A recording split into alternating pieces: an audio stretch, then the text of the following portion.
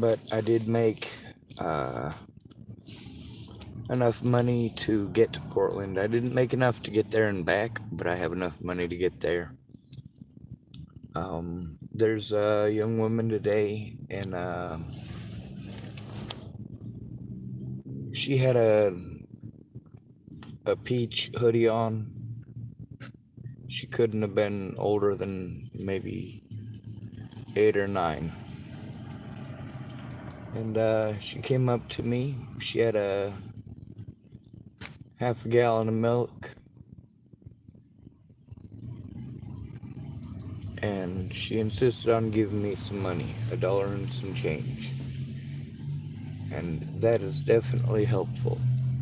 I told her to go ahead and keep it. She said it's okay, I don't need it. And I am thankful. I hope she didn't get in trouble. Meanwhile, from where I was sitting, the direction that she went, man, she walked for blocks and blocks and blocks with that gallon of milk.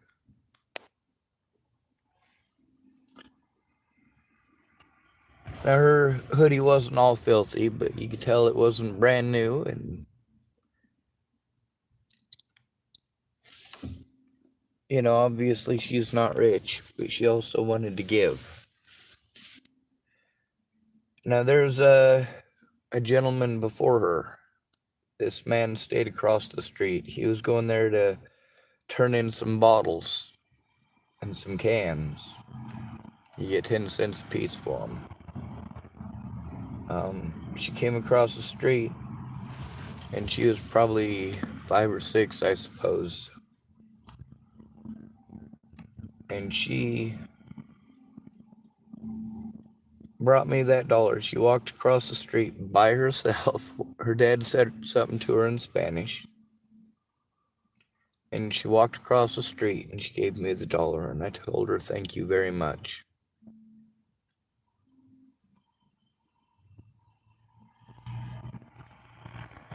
They're not the only people that helped me out today. I got to get going here shortly, because if I don't, my phone's never going to charge. When I get to Portland, I won't be able to hopefully go somewhere and try to print out some pictures for some missing people, and hopefully figure out how to, I don't know, maybe I'll run into somebody I know between here and there. You never know. I mean, it's definitely happened. Surprisingly a lot. In every town that I've been in, I've run into somebody I knew from Boulder, Colorado. That's been surprising.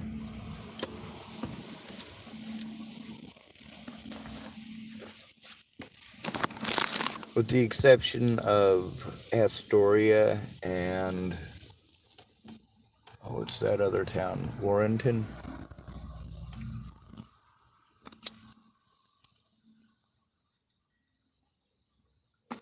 So I flew a sign today. It said gas and food, or food and gas. I mean, figure out where I put the sign. Oh, shoot. Fuck. Show you what it looked like. Oh, here it is.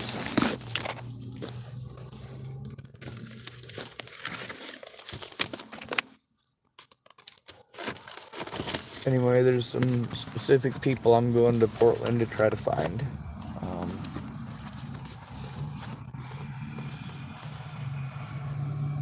Alright.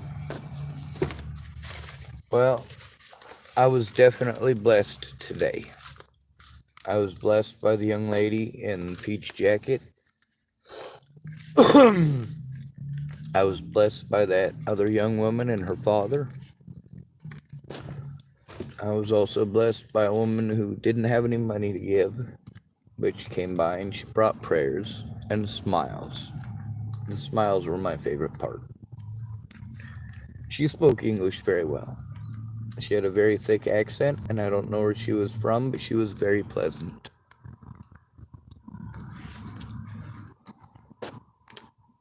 She told me a little bit about how she got disabled.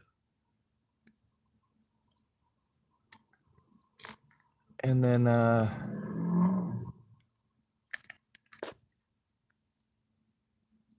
there was a guy who gave me a ticket for $4.50. The tickets are for turning in your cans, 10 cents a piece.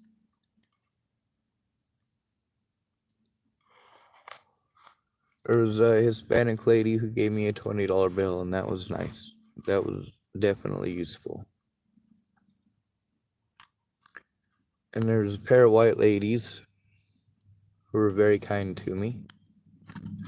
They spoke very nicely, and also they made sure they didn't back up traffic.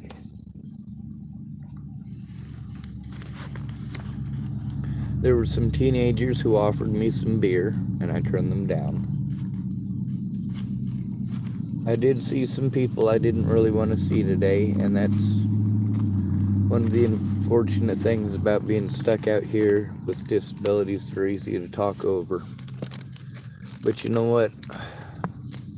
Despite the fact that I'm easy to talk over, I'm glad that people are helping me to be useful. I might not be able to take care of myself very well, or at all. But the things that I am able to do to make the world a better place, at least I try. Ain't none of us perfect, and a lot of people use that as an excuse not to try. Well, I'm not asking you to try to be perfect. I'm just trying to get you to please try to be better.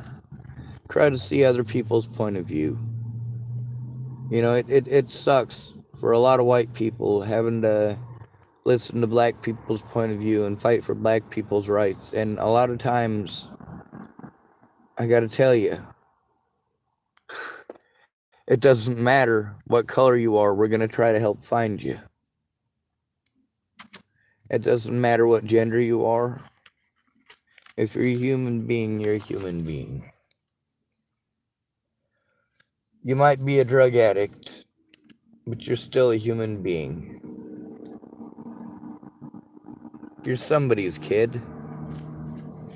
Even if your parents fucking suck. Pardon my French.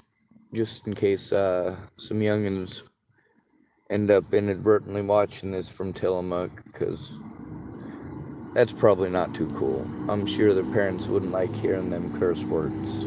But you know, sometimes there's things that need to be heard.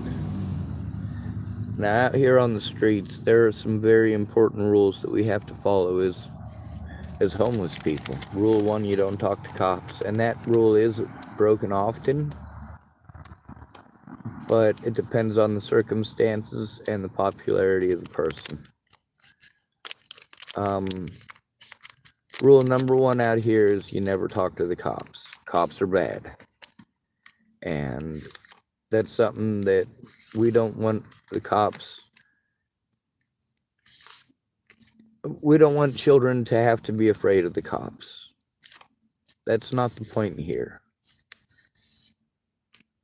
But the older they get, the more they will have to fear the cops. As things stand now, and as they have stood since the 1950s, no, your children are going to grow up. By the time your kid turns 10, you know, there's a greatly increased chance of harm coming to them and police doing nothing. By the time they're 15, that actually increases a lot. By the time they're 20, they better have had a good start right at 18, or things are not going to be going good for them. You have to have a family that actually loves you, or friends that actually love you. And if they love you, they care about you enough that when you come to them with a problem that needs to go to the police, that you'll go to the police. Ugh.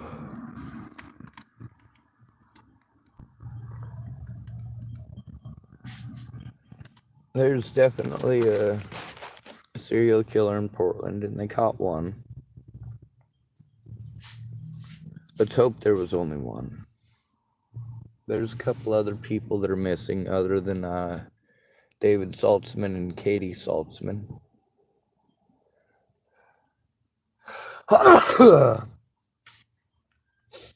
There's a woman from here in Tillamook. Let me sneeze a little bit. Fucking alfalfa. Pardon my French. I guess it's not French, is it? It's bad English, and it's a bad habit. I do it because it's more likely to get me heard. Sure, people use it as an excuse to throw me away, but I shouldn't have to go to that level. I shouldn't have to do that to get heard. There's another woman, I don't know her, she's from Tillamook here. Her name is... Come on, I practiced this so I could remember it. Janessa Ray Funkhauser. She's 25. She was last seen around Burnside a little over 2 weeks ago. I believe that's a suburb of Portland, Oregon. And I know that David and Katie Saltzman are, the last they were seen, so far as I'm aware, was around the Portland area. So I'm going to go back there and look. If I make it that far, I'm going to definitely have to stop at camp on the way there. Clean up at least some of the mess. I mean, I don't like the state of the whole situation up there at my camp. It ended up not being all right, despite the fact that a lot of people did have good intentions. One of them, it cost a lot of money to get his help, and he ended up just doing drugs. There's a couple other people that helped me up there actually in camp. One of them, I didn't realize that he was taking all my stuff like back in the woods. So getting back to it even is a pain for me up there. I have to sit in my car for a bit. However, one of the reasons for doing that as well is because by the time I get to that point, I'm quite a bit up there in altitude. I've been driving horribly through the mountains because I suck as a driver, and I have to pull over a lot so the people behind me can pass me. And it all ends up with my vehicle just overheating like a motherfucker.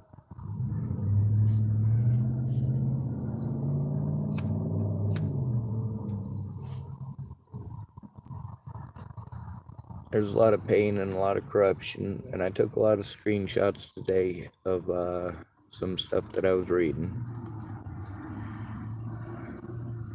Fucking dumbasses. All places I've been. It's fucking nuts.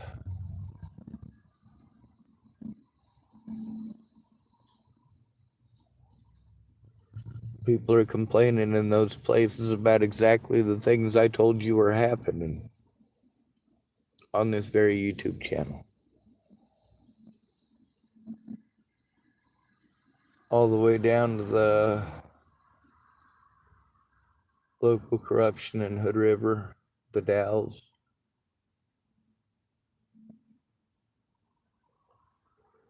There's some stuff that you just can't hide, though. Like when one of the mayors in your county is shooting at a family with kids in there. Yeah, they definitely have to do something in that situation. The news is not going to take the mayor's side. So the town of Rufus lost their mayor. He shouldn't shoot at people. He's getting charged with attempted murder. They'll probably be able to plead it down, but we'll see. The prosecution might be pressured by the local community. You never know. That does happen quite often. Or, of course, pressured by the media. The media basically can direct how the public believes about a situation by using key or choice words. Like, oh, here's one of their favorites: mentally ill. A lot of y'all, your excuses for not helping homeless is that they're mentally ill. And the government's supposed to be taking care of us, and then these government agencies deny us everything unless we go in with a friend or family member who actually gives a shit. And since we don't have one of those that deny us, and then they say, oh, well, he was denying services. He didn't want the services. He said he didn't want the services. They always try to twist your words into something they ain't. And that's what it comes down to this day and age, don't it? It's not about the truth in court. It's not about the truth, the whole truth, and nothing but the truth. I mean, you got to hear Leslie Snell and Clint Snell lie through their goddamn teeth in court. That's great. It's great fucking news. Now, there's a lot of stuff they claimed I said that I absolutely did. I abso-fucking-lutely did. Absolutely.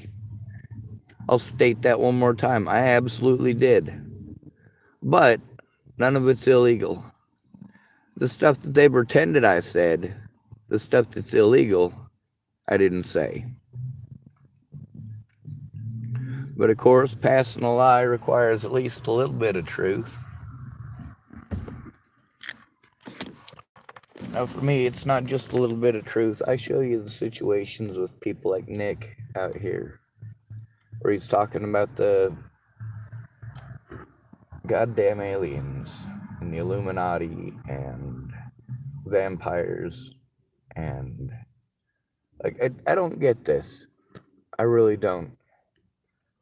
The other day when I started that recording where he talks about the aliens, the vampires, God, what else was he talking about? Alien vampires from underground, or that live underground. And something again about the government. But right before that, when I started the recording, right before that, he was talking about demons and demons and spirits, and fuck, what else? The Illuminati, that's what it was. And it seems like every single conversation that he's involved in gravitates to those things.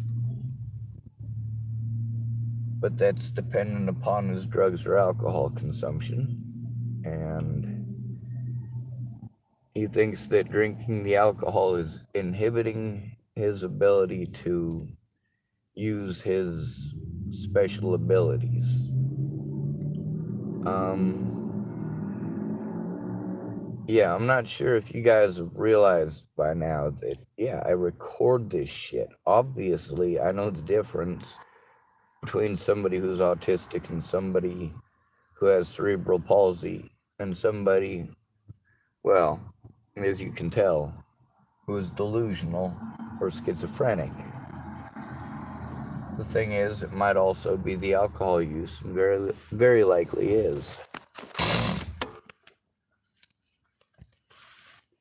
When somebody's a lush, they basically just need a tiny amount of alcohol in order to feel the euphoria of, hey, I'm getting the alcohol now. And that switches their mind into a state of being drunk already and consume more. And the thing is that they're not actually drunk, their cravings are being satiated and their dopamine levels are dripping. Somebody who's able to maintain their alcoholism but drinks stuff that's pretty heavy, like Wine? Holy hell, wine will get you drunk fast. So if you're used to maintaining as a mother and a parent all day long without doing any alcohol whatsoever, you still got those cravings all day long, and so does your body. So you end up being one of those kind of alcoholics.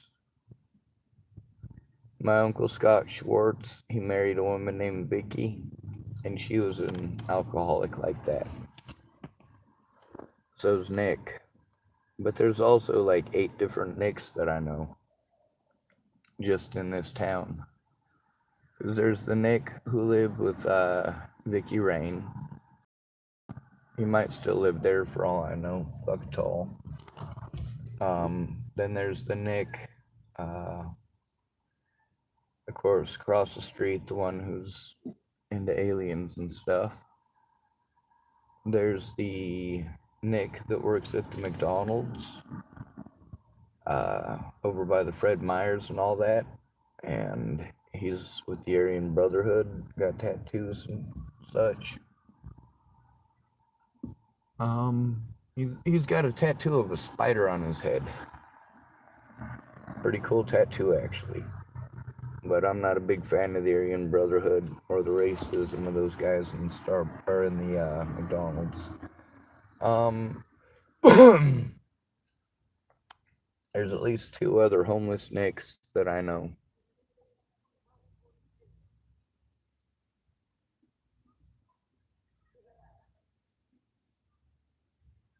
Anyway, I don't want to... What am I down to?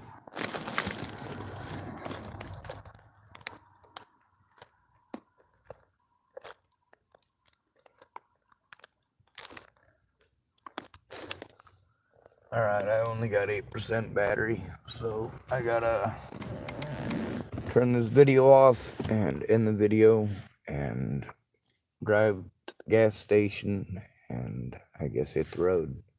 Hit the road, Jack. Don't you come back no more, no more, no more, no more. Hit the road, Jack. Don't you come back no more.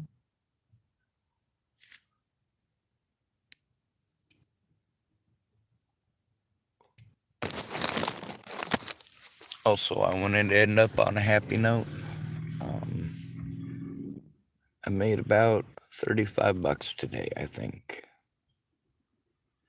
And I got some food to eat. I bought some food, and some people brought me some food, so I did good on that. I've got less than a quarter tank of gas, so we'll see how much the money that I have left takes me. And hopefully I'll have enough for at least a gallon to try to get back to Tillamook on after I go up to Portland and do what I can up there. I'll go to Burnside and then I'll check some of the homeless camps and see. I mean, it's all pretty standard places. Of course, if you live homeless in an area for a month or 2, you start to learn where people are going to go. But also, you tend to get targeted by the police by going to those places because, well, a lot of police look for people that it's easy to knock over. By knock over, I'm not talking about shoot them. I'm talking about robbing them, either through the system or literally robbing them. Oftentimes robbing them through the system, finding somebody that's homeless that's on drugs, or you assume is on drugs because they're talking to the people that are on drugs, but meanwhile, it's not that they're talking to people on drugs. It's that they're going to where the services are, and people with drugs are also going to those services, and those people on drugs are going to talk to people. People do talk to others, and sometimes in a situation like that, we've got rule number 1 we have to follow. You don't call the cops, you don't talk to the cops are not your friends. You notice how I'm treated when I try to make friendly and do the right thing. Sometimes they're even nice about the things that they say, but then they say things that are dismissive. When you say something dismissive with a smile on your face, that's just antagonistic as fuck. Now, that young lady in the peach jacket or peach hoodie give me some hope for humanity today.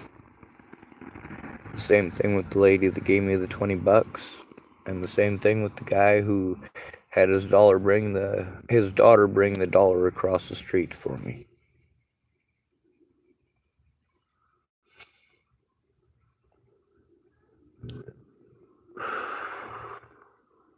God, I'm overwhelmed.